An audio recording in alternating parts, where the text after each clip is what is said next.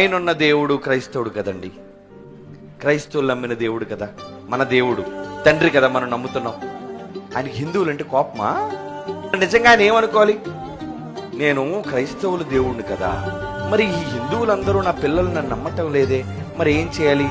వాళ్ళు పంటలు పండకుండా, వారి పొలానికి వర్షం రాకుండా, వారి మీద ఎండ మండకుండా రోగాలిచ్చి చంపేస్తాను అనుకున్నాడు ఆయన?